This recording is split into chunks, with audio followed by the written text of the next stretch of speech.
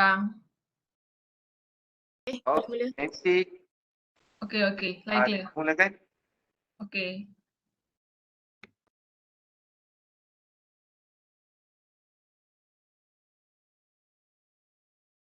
Recording dah start eh?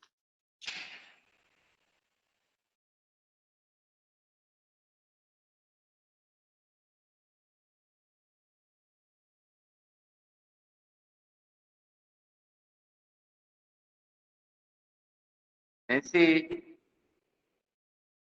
Ya. saya ni pakai audio ni dia tengah apa sikit. Boleh kita mulakan Montai. Okey.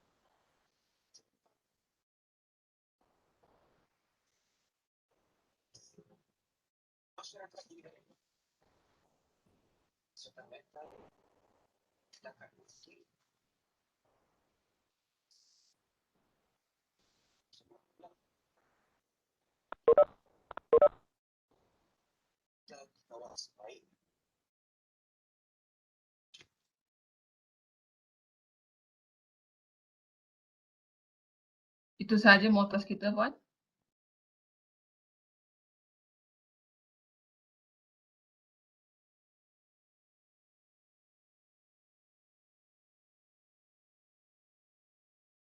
Okey, saya sambung kepada moderator kita. Cik Abang Azam.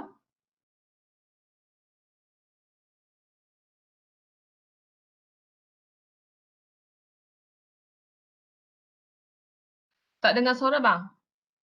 Dia mute kot. Tak dengar suara, Bang?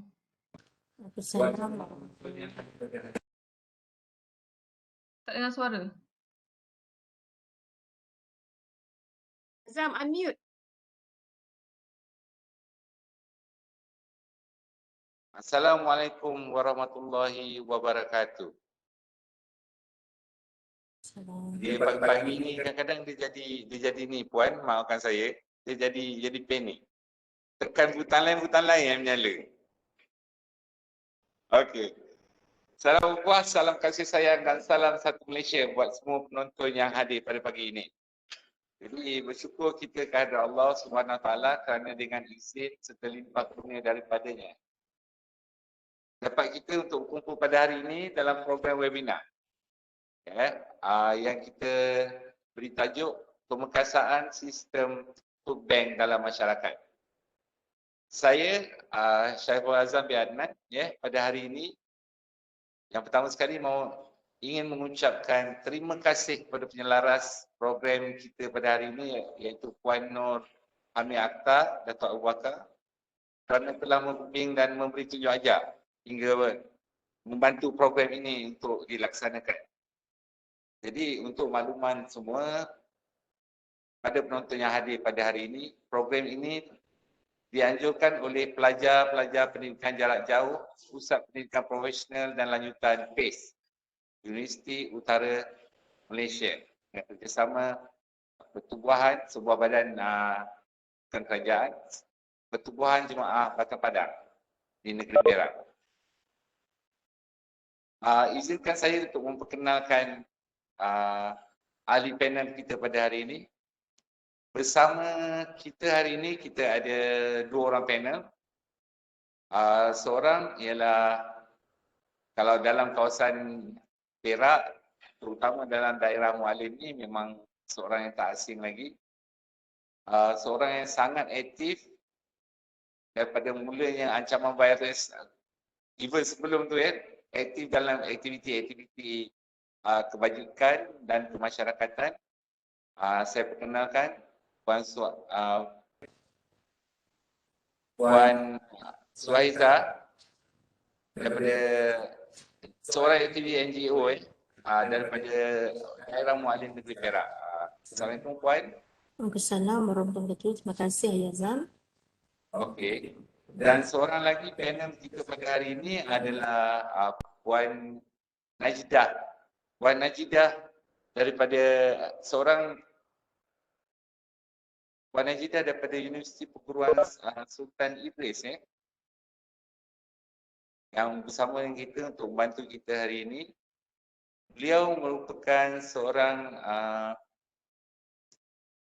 pegawai psikologi kanan di Universiti Perguruan Sultan Idris.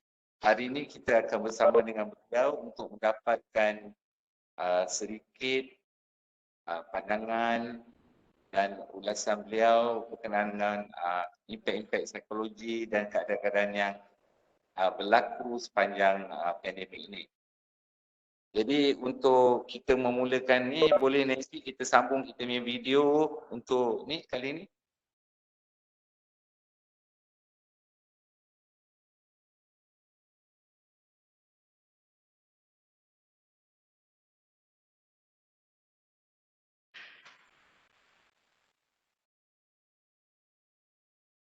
Nancy?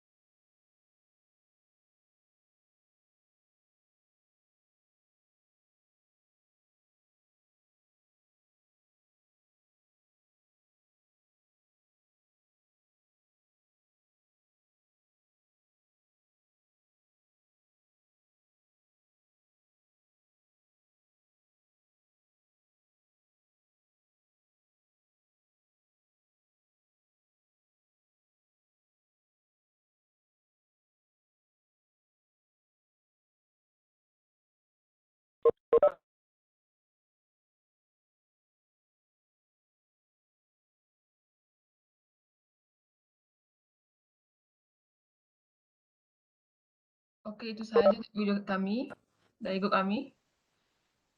Mazhar, dikembangkan untuk pengantaran bantuan makanan dan keperluan dan antara aktiviti utama NGO buat. Apa boleh puan ceritakan kepada kami? Okay, Assalamualaikum semua dan selamat pagi. Terima kasih Encik Azam. Okey, untuk bagi saya, tim saya, Amal Suri, Mualim, kami bergerak barang asas. Tak kira di mana, bukan di daerah kami pun, bukan kampung kami. Maksudnya luar pada kampung kami akan bagi hantar bantuan makanan yang diperlukan. Maksudnya setiap yang kami dapat info dari sahabat kami. Setiap kampung saya ada sahabat. Kalau ada kamu ada masalah, dia orang kontak, kita turun. Bukan saya berseorangan, saya bersama tim dan kawan-kawan saya yang lain juga. Kalau sedia berang, saya akan cari geng berang. Kalau sedia Mualim di sleep, saya akan gerak dengan tim Suri. Yang mana free, yang mana bukan dikejutkan bersama-sama saya. Hantar barang-barang makanan lah. Saya bergerakkan kami bukan fokus pada hantar bantuan makanan saja. Selain itu kami ada bantuan banjir dan pembinaan untuk mu'alaf dan banyak fokus pada dia. Malaikat yang mana ada masalah anak yang perlu disampaikan kepada Batu Mas, kami akan panjangkan. Maksudnya ada anak OKU ke orang susah, kami akan panjangkan berlanjutan. Bukan sekali kami pergi, kami stop. Maksudnya ada kesinambungan lagi untuk membantu dan terus membantu. Ya. Okay. Jadi, bahkan dalam usaha-usaha pemilihan tim Puan Aiza dan Puan Aiza sendiri lakukan, apa halangan-halangan yang biasa dilalui dalam melaksanakan misi tersebut? Kalau diikutkan penggerakan saya, semua banyak yang perempuan. Bergerak tu transport sendiri. Ada yang masuk lubang whatever tu, kami akan baiki sendiri. Yang mana kita baiki. Dan kami tak ada banyak yang dengar macam rintangan tu, tak adalah masalah banyak-banyak. Kecuali dengar suara-suara sumbang tu dengar. Tapi kami teruskan juga. Yang tu kami macam tu makanan kami lah. Kalau suara-suara sumbang tu makanan kami. Kami hadam je. Kami teruskan sebab niat kerana Allah Ta'ala bantu. Bukan kita buat ni, kita akan dapat balik RM5, dia akan dapat RM10. Itu tak ada dalam kami punya hati kami. Just bila masuk dalam kereta, saya dengan tim, okey niat. Bekerja ni kerana Allah Ta'ala, masa, tenaga kita, minyak kata ada sedekah kita. Kalau kita tak sebut yang tu, dia tak isyak. Aku buat ni mesti dapat balik sumbangan, dapat balik macam feedback balik. Bukan, kita bagi, ni ialah sedekah kita. Orang tak nampak tau. Kalau tenaga tu orang tak nampak. Orang kata kalau buat kerja ni, you buat dengan duit baru orang nampak. You buat kerja, you akan dapat duit. Tapi bagi saya, buat kerja kerana Allah Ta'ala, just niat. Masuk kereta, start kereta dan niat dulu sebelum kami bergerak. Sebab bukan dapat, macam kalau kita buat ni, saya ingin dapat RM20 lah. Itu bekerja. Nama pun suka rela. You kena faham, suka dan rela. Dia kena rela dalam tu. Dan ada minat. Kalau tak minat, saya balik letih, dia akan mengeluh. Tapi bila kita minat, bila kita hantar pada tempat yang betul, satu timbul kepuasan pada diri kita. Maksudnya kita hantar pada orang susah, kita hantar, kita menitik air mata. Masa tu kita pun sama nak menitik air mata dengan sahabat yang kita beri tu. Sama-sama macam menghayati dan apa yang dia rasa susah dengan itu. Tu saya suka direct ke rumah. Ada bukan saya pas kat member, you bagi je. Tu bukan saya. Maksudnya sendiri kita drive pergi rumah sendiri, kita tengok keadaan rumah, keadaan safety, keadaan dalam rumah tu macam mana. Baru kita dapat feeling dia tu. Baru kita dapat mengisafi diri kita sendiri. Apa yang kita ada, macam alhamdulillah, syukur kepada Allah apa yang kita ada. Yang ada orang lebih susah daripada kita. Jadi kita kena drive, pergi sendiri. Tempat yang mana kita jauh ke dekat pun, just terus. Itulah prinsip kami. Berbagai cabaran sebenarnya yang memang faham dalam melakukan kerja-kerja kebajikan sebagai aktivis NGO,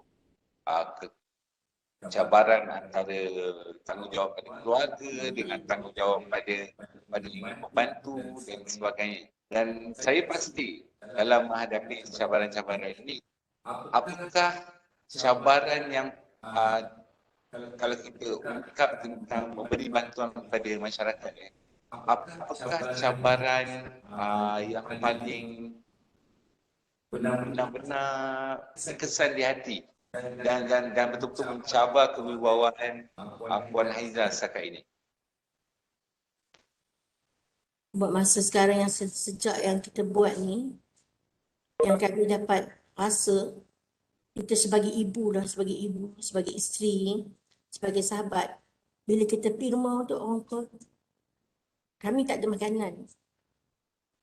Kadang ikan tak ada.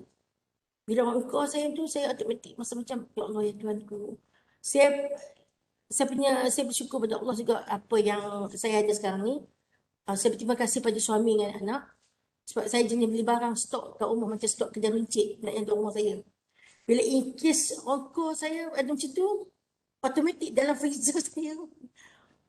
Apa yang ada saya akan masak. Kadang-kadang tu banjir. Kayak banjir malam. Bayangkan malam. Okey, saya set dengan anak-anak saya bangun. Masak. Apa yang ada dalam fikir sejuk saya. Masak terus saya hantar. Walaupun bomba banjir, saya hantar. Bomba tu membantu kita. Tiba-tiba dia orang banjir. So takkan kita nak tengok bomba banjir. Tu apa tindakan kita sebagai masyarakat? Selalu bomba tolong kita. So kita nak tolong dia orang balik. Di kampung rasa banjir. Malam dia tahu saya. Malam tu juga saya buat kopi panas. Jom hantar. Dan maksudnya saya no stop lah. Kalau malam, incase malam saya turun. So saya berterima kasih pada suami yang membenarkan penggerakan saya ni. Sebab saya dah set minda saya daripada kita husband. Setiap yang kita buat, kita kutip di akhirat. Yang itu yang saya set minda dalam pada kita, okey buat. Saya tak jujur. Dalam setiap pekerjaan kita, jujur dan amanah. Saya suka selfie. Saya suka tengok gambar. You ni suka selfie. Bukan. Itu adalah bukti penggerakan saya. Dan saya akan report pada husband dengan anak-anak. Kemana kami pergi. So record tu kena ada. Jadi setiap yang kita buat ni, kita kena niatkan Allah Ta'ala. Bukan, saya banyak berhubung dengan orang lelaki. Bukannya pasangan kita. Tapi satu dalam tu kita kena set jujur dalam pergerakan kita.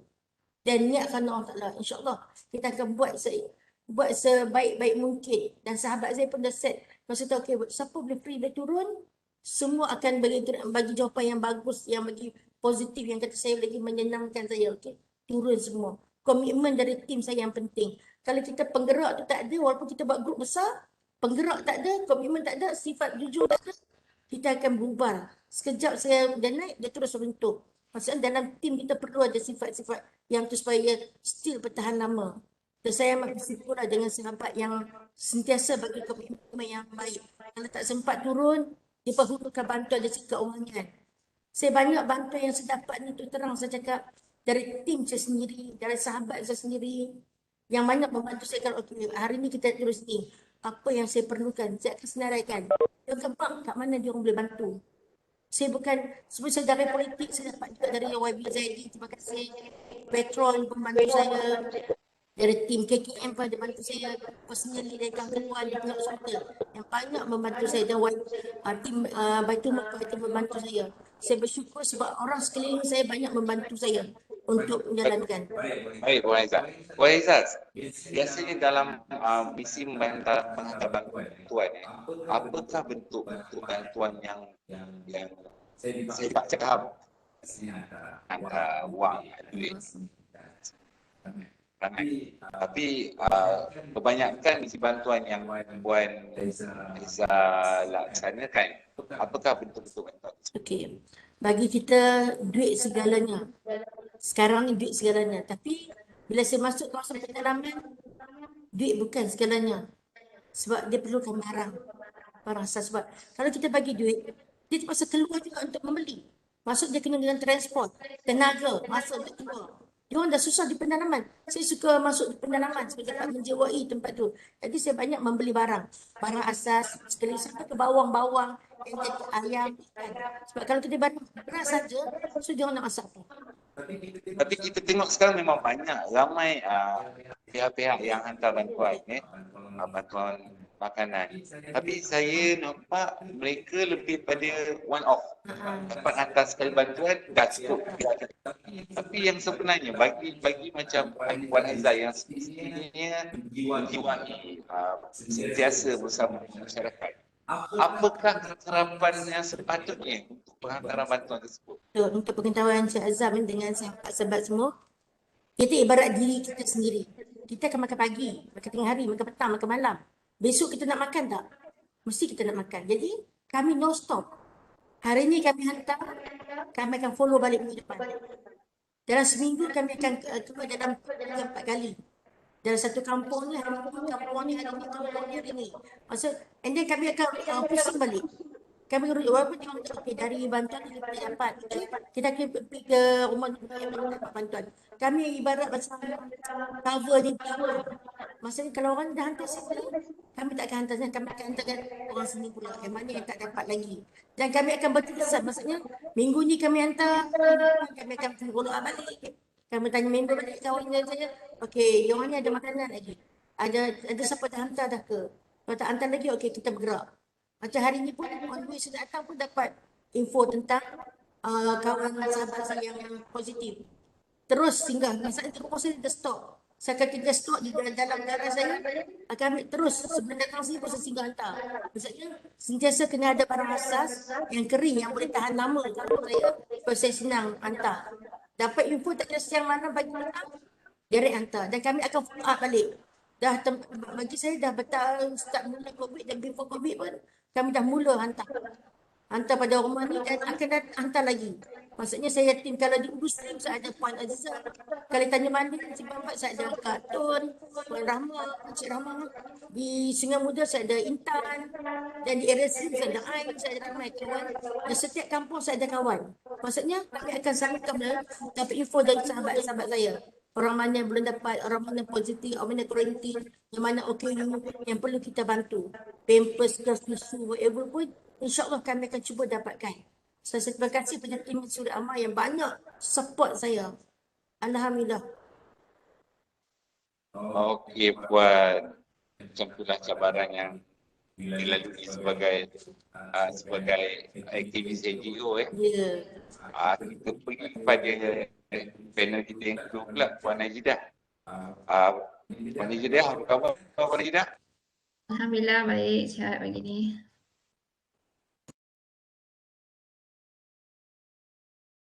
Puan Najidah, Ya, saya boleh dengar ke? suara tak dengar Puan. Ha? Tak dengar? Yang lain dengar ke suara saya? Ada gangguan?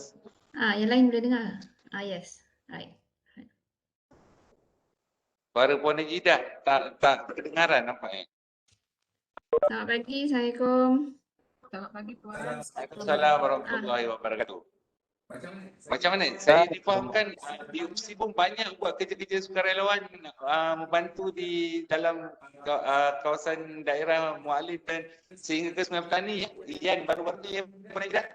Ya, betul-betul. Kita ada tim yang memang bersiap siaga lah. Dia sebenarnya dekat mana-mana pun kita ada tim. Dia depends pada kita. Puan Najidah. Ya, saya. Ya, saya difahamkan UPSI banyak terlibat dalam kerja-kerja sukarelawan. Ya, betul. Even dalam kejadian baru-baru ni di Yan Kedah, banjir. Tim UPSI telah dihantar ke sana untuk memberi bantuan juga Ya, betul-betul. Kita ada tim rescue yang dihantar selama hampir seminggu lebih lah ke sana. Oh, sangat dengan saya lihat dengan Vice Chancellor baru Prof. Dato' Amin Matkaf beliau memang betul-betul berjiwa rakyat. Alhamdulillah UPSI diberi visi baru yang begitu prihatin jiwa dia. Alhamdulillah. Ya. Apa-apa pun yang saya ingin tanya pada Puan Najidah sebenarnya daripada sudut psikologi. Apa pandangan Puan tentang perkara ini? Apakah kesan psikologi sepanjang tempoh pandemik yang dah berlaku, yang dah bermula daripada tahun lepas 18 Mac mula pandemik, kita melalui fasa 1, fasa 2, lepas tu bebas kejap, kes naik. Dan kita lihat ada banyak impak psikologi berlaku. Tapi daripada pandangan Puan Najah, apakah antara kesan psikologi yang terlihat sepanjang pandemik ni? Alright, terima kasih Cik Azam. Selamat pagi. Assalamualaikum tuan-tuan dan puan-puan semua. So, berdasarkan apa yang telah diajukan tadi, kita faham, kita sedar bahawa pandemik ni dah Saya tak hampir dengar. setahun setengah. Dengar ke? Dengar ni. Oh, dengar. So kita semua sedang melalui dalam tempoh pandemik ni sampai setahun setengah dah, daripada Mac 2020 sehinggalah sekarang. So saya yakin dan percaya bukan setakat orang di luar sana, kita sendiri pun yang berada dalam grup ni pagi ni terkesan, dari sudut psikologi. Mana tidaknya rutin semua berubah, PKP semua orang kena duduk rumah, work from home, satu norma baru, kan? Dan tapi antara yang paling jelas sepanjang pengalaman saya dalam tempoh pandemik, sebab kalau ikutkan kami pun bekerja juga seperti biasa sebab kita handle kes kesihatan mental melibatkan daerah Mualim dan juga di Lembah Kelang sebenarnya bila dipanggil bertugas kita kena turun bertugas jugalah. So antara kesan psikologi, impact psikologi kepada kita semua sejak mula daripada pandemik adalah kita faham setiap orang berbeza penerimaan. Mungkin ada yang rasa selesa dan kebanyakan kita tidak selesa. Yang pertama, kes meningkat. Kes kesihatan mental tu sangat meningkat. So kita tahu stres, depression, anxiety sangat meningkat. Alright. So kalau kita tengok data daripada KKM sendiri pun banyak kita banyak dapat panggilan, banyak kes-kes perceraian, rumah tangga, anak-anak di rumah macam mana, dan apa yang menyedihkan kadang-kadang sampai melibatkan nyawa lah. Ada yang kes bunuh diri, kita tengok dalam video tadi pun banyak juga kes, dan sebenarnya di hadapan kita ataupun di sekeliling kita tidak ketinggalan. Kalau saya boleh berkongsi secara peribadi di Tanjung Marim juga, ada juga kes-kes yang melibatkan nyawa ni sebenarnya, cumanya kita lah tak reveal lah kes. Cumanya bila saya kata tentang impact psikologi ni, satu yang paling kita ketara kalau saya sendirilah dari sudut pandang saya, personality, daripada seorang yang mungkin periang, happy, tiba-tiba jadi seorang yang muram. Sebab dia bila kita tak ada human touch, bila semua orang terpaksa duduk di rumah, tak ada human touch, tak ada aktiviti sosial, tak ada keluar pergi lepak makan minum mama, tak boleh pergi mall, semua orang jadi macam terkurung. Bila terkurung, kita punya personality berubah. Daripada saya yakin dan percaya dan ramai sebenarnya daripada seorang yang mungkin sosial, dia mungkin jadi introvert, pasif. Sebab kita dah terlalu lama tidak ada orang kata aktiviti sosial. Mungkinlah baru sekarang dibenarkan dine-in. Itu pun sangat limited.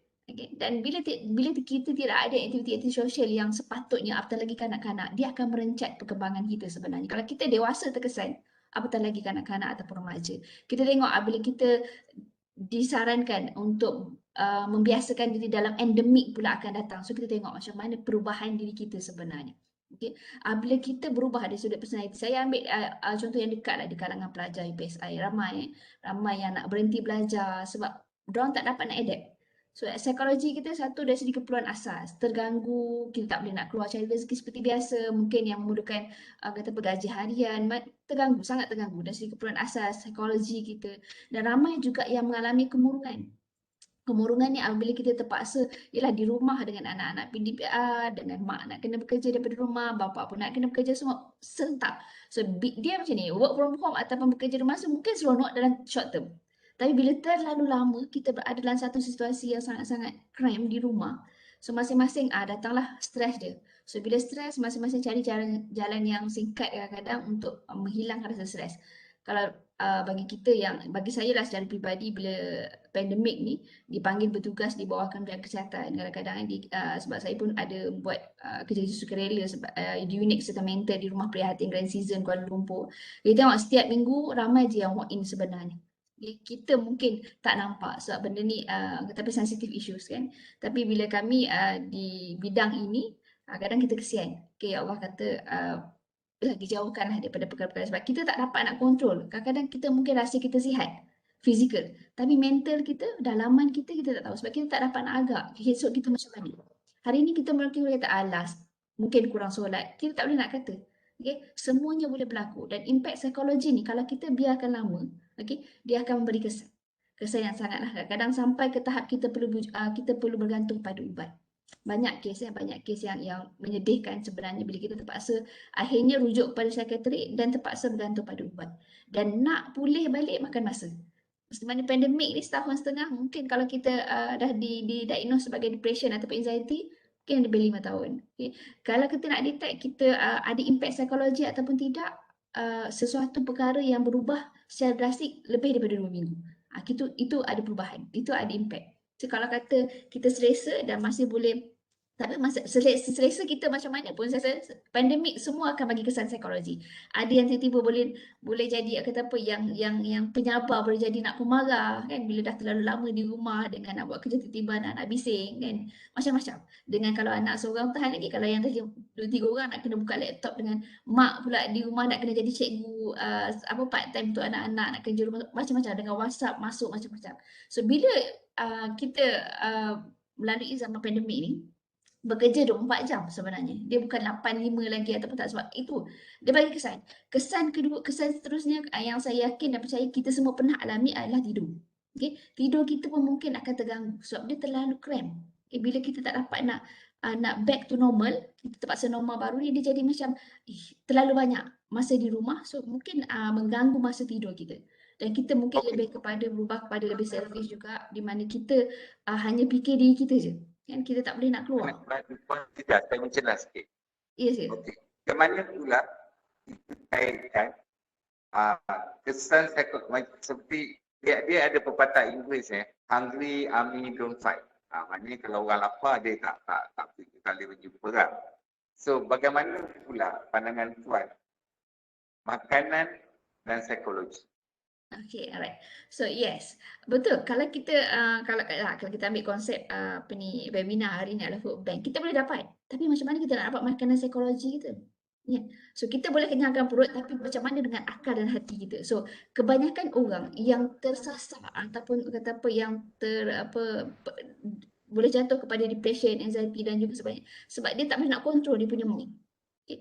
Bila tak boleh nak kontrol mind dia, itulah yang pentingnya langkah-langkah yang perlu kita tahu. Okay. Saya sendirilah, sebab saya biasa keluar kan, kita biasa keluar, apalagi orang-orang yang terlibat dengan sukarelawan, kita biasa keluar. Okay. Bila kita terpaksa duduk di rumah, dia akan jadi satu tempoh yang sangat menyeksa sebenarnya. Sangat-sangat menyeksa diri kita sebab kita tak boleh nak bebas bergerak. So apa yang boleh kita buat? Apa yang boleh kita sarankan kepada orang sekeliling kita adalah macam ni lah. Kita bersosial secara maya. Okay. Bila kita social maya, lainlah aktiviti-aktiviti di rumah. Tapi bagi saya percaya bila itu short term, dia mungkin kita boleh kata apa, adapt. Tapi bila long term, dia jadi macam dia boleh goes to burn out. Okay. Dia boleh pergi kepada burn out. Dia macam sampai bila nak hadap benda ni? Sampai bila kita nak duduk dalam keadaan macam ni? Kenapa tak boleh lagi nak ke masjid? Kenapa tak boleh nak ke mall? Kenapa tak boleh? Sebab kita akan jadi kita akan sampai tahap kita dah kata apa, penat dan muak. Bila kita penat dan muak, itu akan kacau kita punya mental. Okay. Macam mana kita nak stablekan balik mental kita, kita kena back balik. Okay. Saya yakin dan percaya masing-masing ada agama. Back to agama balik, and then kita try convertkan rasa tersebut. Contoh saya ambil, create lah hobi-hobi baru. Okay. Tapi untuk dia tetap tak akan sama macam kita dapat human touch secara fizikal. So apa yang boleh dibuat adalah macam ni lah, webinar, kita buat social media. Saya sendiri bila berjauhan dengan keluarga, kita buat video call kan, keraplah buat video call untuk dapatkan perkembangan terbaru ahli keluarga dan juga kawan-kawan yang terdekat. So apa pun psikologi ni, kita perlukan ada sokongan emosi sekeliling kita. Husband kena support wife kena support husband, anak-anak kena support. So masing-masing kalau selfish, dia jadi macam kita hidup macam kena sumbang lah. Okay, masing-masing fikir diri sendiri je. So psikologi perlu dirawat, ataupun kesan-kesan psikologi ni perlu dirawat dan tak boleh dibiarkan dalam tempoh yang sangat panjang. Kalau tidak, dia akan goes to burn out, depression dan sebagainya.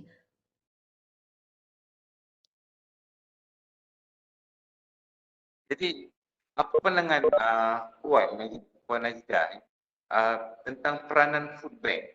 Adakah ini dapat meringankan impak tekanan psikologi pada masyarakat? Alright, kita tahu kita sebenarnya lately lah baru dengar istilah food bank. Sebenarnya mungkin dari dulu, cuma ini dia tak diwar-warkan kan. Food bank ni mana-mana pun dah ada. Kita faham, kita sebagai manusia paling tidak kita kena ada keperluan fisiologi. Okay? Keperluan fisiologi termasuk kasih sayang, makan, minum, tempat tinggal. So antara salah satu sebab impak psikologi, salah satu impak psikologi kepada kita semua semasa pandemik adalah keperluan asas tak cukup. Okay, yang terkesan dari segi kewangan, yang terkesan daripada pendapatan. So bila tak ada kewangan yang cukup, so keperluan asas, barang-barang asas ni pun kurang. Okay. Lagi-lagi kalau kita tengok bab kata Puan Haiza tadi, kalau di pedalaman macam mana nak keluar beli barang, okay, makan ikan sahaja tak cukup, ada lampin, dan sampai ada yang buat bendera putih. So kenapa sampai kita dah tak mampu nak buat apa sebab kita tak nak keluar bekerja. Kan lagi-lagi yang bergantung kepada gaji harian tak mampu. So apabila sistem-sistem ini ada, food bank ini dia diwujudkan ataupun diwar-warkan, bermakna kita akan membantu orang lain untuk memenuhi keperluan asas dia. Kita kata yang mungkin tidak terkesan, bukan tak terkesan, mungkin masih mampu, tak tahu nak tolong dari segi mana. Tapi bila ada konsep-konsep macam ni, food bank, bendera putih, kita sebenarnya nak bagi tapi tak tahu nak bagi macam mana. Okay. Kita mungkin ada kelebihan ataupun kemampuan sedikit nak bagi, nak kongsi tapi kita tak tahu macam mana. So pada saya, sistem food bank ataupun aktiviti food bank ini sangat-sangat membantu dan mengurangkan impact psikologi. So bila kita contohlah kita tiba-tiba gula tak cukup, berat, dia dah jadi macam distress. Itu tak cukup, nak keluar beli barang tak boleh, duit tak ada kan. Lagi-lagi sebagai seorang ketua keluarga lah ataupun parents. So bila ada yang membantu, walaupun kita rasa ada orang lain yang lagi layak untuk dibantu, tapi bila kita dibantu ataupun ada pun tempat untuk kita dapatkan sumber-sumber keperluan asas ni, saya yakin dan percaya kita akan kuranglah rasa tertekan dengan keperluan-keperluan asas yang tidak mencukupi. So bermakna bagi saya, kita tengok banyak sekarang di Petronas, di masjid-masjid pun dah ada kan. So maknanya orang dah mudah untuk akses keperluan asas tu.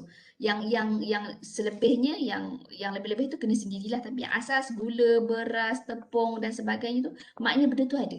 So untuk memenuhi keperluan asas tu dah ada, dan bila keperluan asas tu dipenuhi, sekaligus saya yakin dan percaya impact psikologi tu akan kurang lah.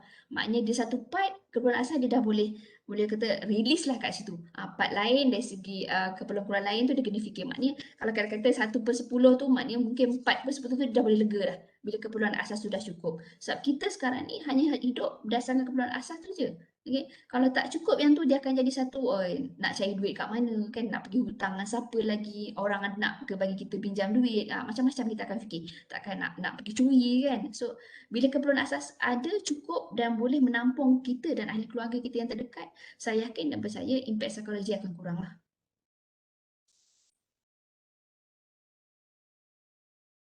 Kembali kepada Puan Haiza semula, Puan Haiza. Berdasarkan pengalaman Puan Haiza, adakah bekalan-bekalan yang kita dapat daripada sistem food bank yang sedia ada mencukupi sebenarnya? Buat masa sekarang saya tak banyak lagi orang yang ke arah itu. Sebenarnya food bank kita, walaupun kita dah war-warkan, maksudnya tak ada, orang tak terbuka lagi. So kita kena promote lagi. Kita promote untuk membanyakkan lagi food bank di tempat-tempat. Soalnya kalau ikut kita sekarang ni, yang lebih ketara ni orang bergaji bulanan. Kalau di kampung tu dia boleh makan macam-macam. Kalau kita rumah perumahan ni, tak adalah sayur-sayur dan bertanam. Jadi banyakkan dia makan lebih memberikan sekarang. Food bank memang kalau boleh kita galakkan lagi banyak, maksudnya. Bukan di kawasan masjid saja, Petronas, yang dekat orang kita yang kata berdekatan, yang senang untuk memudahkan untuk dapatkan bekalan tu. So kita lagi ramai ke arah food bank lagi bagus. Soalan saya yang kedua, sama pada soalan tersebut, adakah Puan Haiza melihat sistem food bank yang ada sekarang ni tersusun dan dapat memenuhi keperluan masyarakat yang sebenarnya, atau perlu penambahbaikan? Perlu menambahbaikan. Itu sebab bila saya masuk kawasan Petronas tengok, ada kawasan food bank tapi empty. Ada sebahagian dia ada barang. Perlu dikemas kini untuk bagi memenuhi apa yang patut ada di dalam bank itu. Jadi dari perkara tersebut sebenarnya kenapa bagaimana pemeriksaan sistem food bank dalam masyarakat ini diadakan hari ini? Jadi itu pejabat sebenarnya yang dilontarkan dalam webinar ini untuk dikongsi bersama-sama dan mudah-mudahan dapat diguna dan diaplikasikan bersama, iaitu satu program yang sebenarnya program yang dapat melaksanakan food bank dengan lebih tersusun dan memastikan food bank ini berterusan dan idea food bank ini difahami serta didukung oleh masyarakat sekeliling. Okey. Program ini sebenarnya berkonsepkan dari rakyat kepada rakyat ataupun from the people to the people. Konsep dia adalah ini. Dia adalah kempen ataupun satu program untuk mengumpulkan bahan makanan, bantuan makanan dan keperluan khas seperti beras, gula, minyak, keras dan juga keperluan lain seperti pampers kanak-kanak yang kadang-kadang orang tak lihat pampers kanak-kanak, sabun, bahan kebersihan, sabun, shampoo dan sebagainya, yang mana bahan-bahan ini akan dikumpulkan untuk diedarkan kepada mereka yang berkeperluan secara terus pada sasaran dengan meletakkan barang-barang tersebut pada tempat yang food bank yang sedia ada ataupun tambah lagi dengan senarai yang baru. Okey. Pelaksanaan program ini ideakan tanpa melibatkan sebarang kutipan wang tunai daripada penerima. Sebaliknya, hanya dengan mengumpulkan barangan seperti senarai yang disediakan untuk kepada masyarakat dan dihantar kepada penerima atau melalui pembelian secara terus daripada pemborong-pemborong yang terlibat sama dalam penyokong program ini.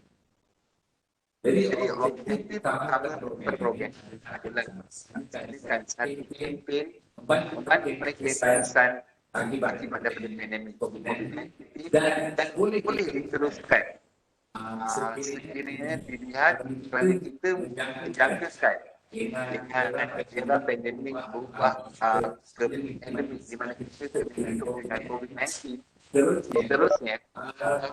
Ini akan berterusan kerana ramai yang sebenarnya akan pusat. Jadi adalah diharapkan dengan pelaksanaan program ini yang dapat memastikan sebuah komuniti yang prihatin dan dapat memandu perpaduan antara kaum dan daerah kawasan-kawasan yang terlibat. Jadi program ini dijangkakan dapat dilaksanakan akan mengurangkan ketergantungan sebenarnya dari dana kerajaan dalam menyediakan bantuan kepada rakyat. Jadi siapa yang akan terlibat dalam program ini adalah individu, pihak swasta, institusi pengajian tinggi dan juga orang-orang yang berminat untuk membantu mereka yang terkesan akibat daripada pandemik COVID-19 dan juga daripada kes-kes kelangsungan hidup kepayahan hidup. Jadi bagaimana program ini akan dilaksanakan? Okay. Pada dasarnya ada dua cara program ini. Satu, penerima budiman yang berhasrat program, dia akan memilih untuk menentukan penerima barangan yang mereka tetapkan. Mereka sediakan barangan dan minta kita untuk serahkan barang tersebut. Satu cara yang biasanya saya dan Tuan Hamzah banyak lagi tetapkan penerimanya. Kami 30 packing, 50 packing dan ini untuk dihantar. Okay. Satu lagi caranya adalah dengan mengamanahkan kepada pihak-pihak NGO untuk menyusun gerak kerja pengantaran bantuan terus. Maknanya barangan diserahkan pada NGO, diserahkan dan satu lagi cara adalah penerima sendiri yang lakukan serahkan pada penerima. Jadi barangan keperluan yang ingin didermakan adalah barangan-barangan yang memang kita letakkan sudah establish. Ini adalah yang kita kenal pasti sebagai barangan-barangan asasi. Jadi apa yang kita buat, kita tidak menerima seperti yang dikatakan tadi, kita tidak menerima wang tunai dan kita letak senarai barang apa yang diperlukan untuk dihadirkan. Ini bagi memastikan bahawa penghantaran barang-barang dan jumlah barangan yang kita ada adalah standard keperluan masyarakat tersebut. Jadi apa yang kita akan lakukan adalah idea ini adalah untuk bersama dengan pemborong dan retailer, pemborong kawasan setempat, mana derma bayar barang-barang tersebut kepada pemborong tersebut.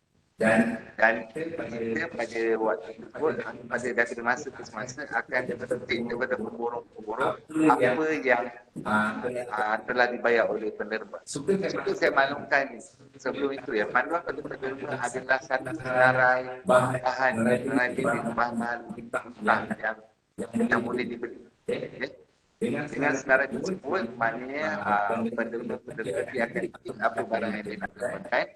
Waktu dibayar di kaunter pemborong tersebut, dan tersebut dia akan bayar sekali dengan barang-barang yang dia dah diberikan, dan tersebut akan dikumpulkan dan dikutip pada masa ke masa, dan barang-barangan akan ditutup selepas itu. Jadi semua misi pengantaran akan dikemas ini dan diupdatekan dengan NGO. Dia mempunyai Facebook sendiri. Jadi aktiviti tersebut boleh digunakan bagi menunjukkan aktiviti yang berlaku.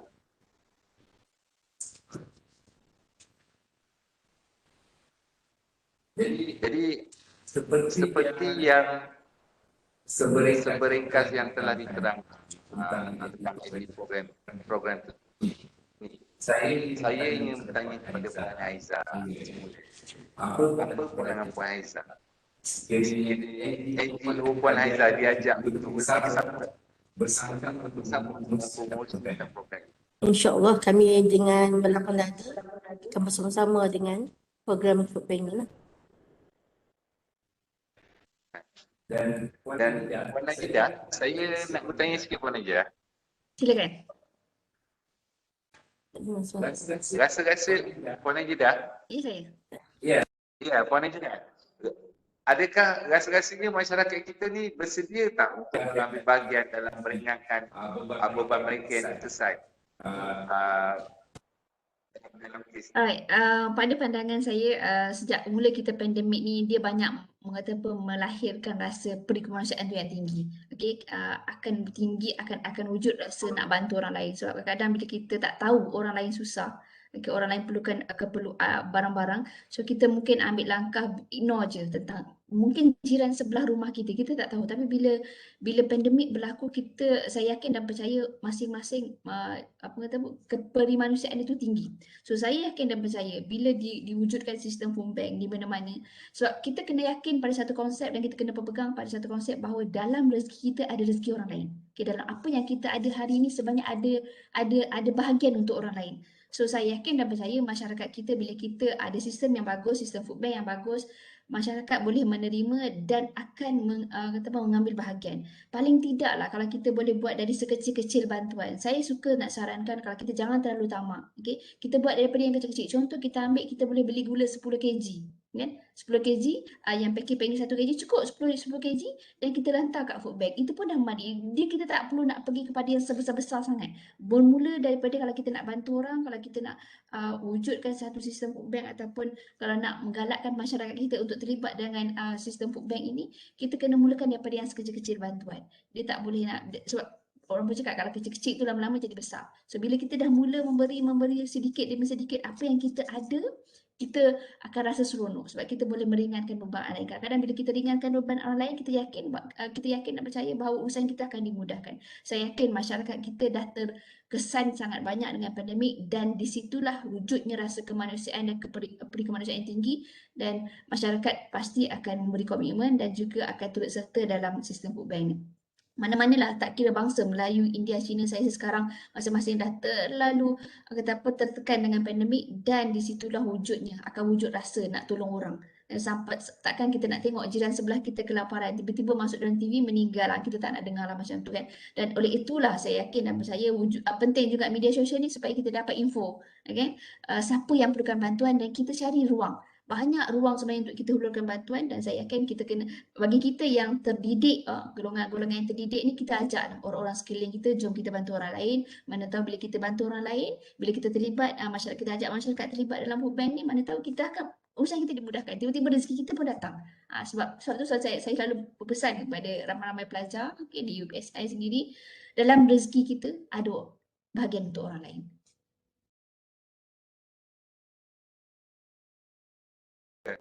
Terima kasih Puan Najida. Saya juga merasakan sebenarnya ramai masyarakat ingin membantu, cuma ramai di antara mereka tidak tahu cara bagaimana untuk membantu. Betul. Itulah yang saya lihat sebenarnya, kiranya di establishkan program bantuan daripada masyarakat kepada masyarakat yang tersusun, diwakilkan dengan teratur. Saya merasakan program ini akan mendapat bantuan, akan mendapat sambutan yang baik, sebab dia tak semestinya perlukan jumlah yang besar untuk membantu. Dia boleh bermula dengan mungkin orang ini akan bagi beberapa beg beras, ataupun yang ini akan beli satu paket rempah kurma atau rempah kari, jadi orang ini akan beli satu paket minyak. Tapi jika dikumpulkan dengan banyak dan dikumpulkan secara itu, dia akan menjadi satu set bantuan yang tersusun dan banyak yang boleh diagihkan terus kepada masyarakat. Jadi saya rasa Puan Haiza ada apa-apa, dah sampai ke hujung sebenarnya program kita Puan Haiza. Jadi ada apa-apa yang Puan Haiza nak katakan sebelum kita berakhir?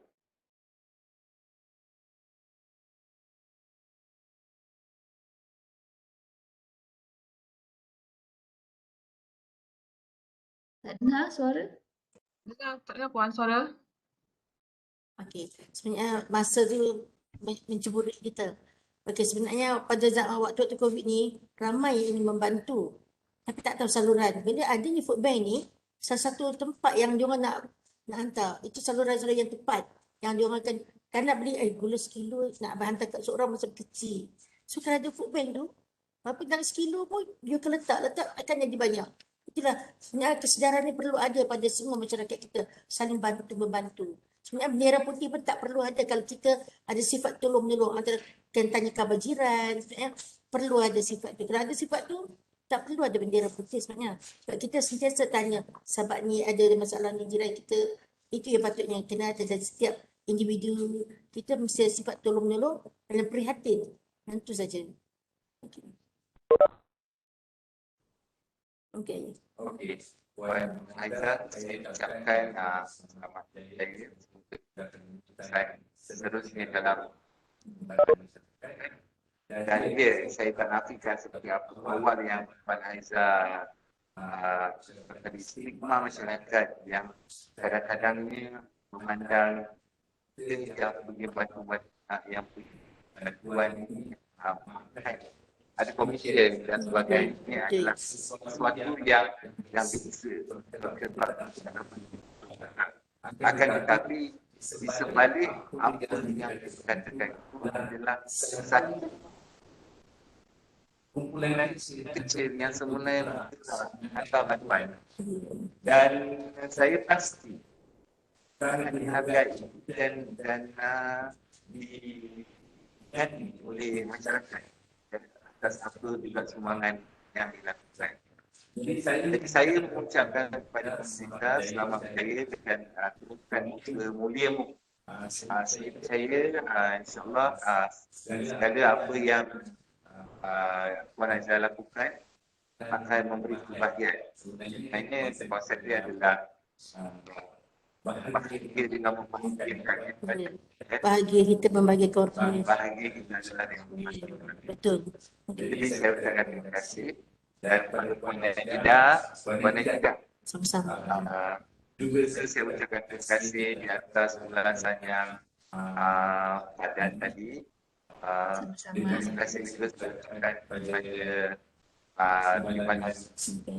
pada Chancellor Institut Pendidikan dan Malaysia mengizinkan Puan Nida untuk bersama kita sebab seperti yang dikatakan beliau sangat prihatin dengan rakyat dan masyarakat.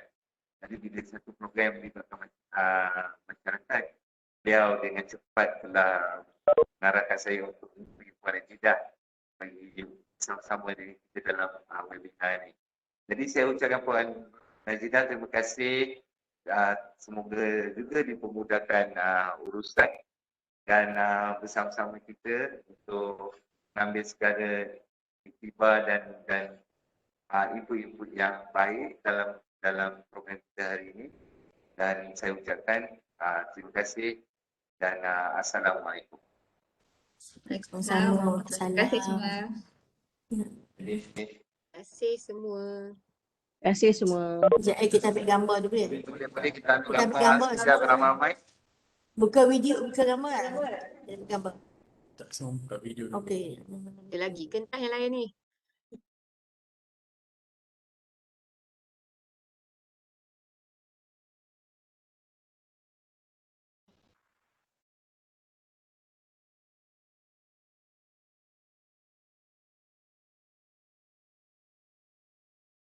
Okey Puan. Saya hantar dalam grup.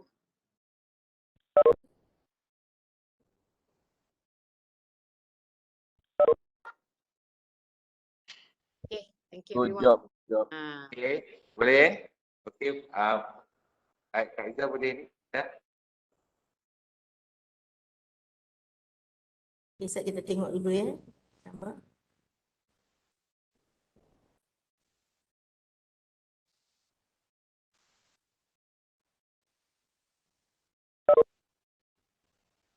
Azam, saya boleh stop recording dah?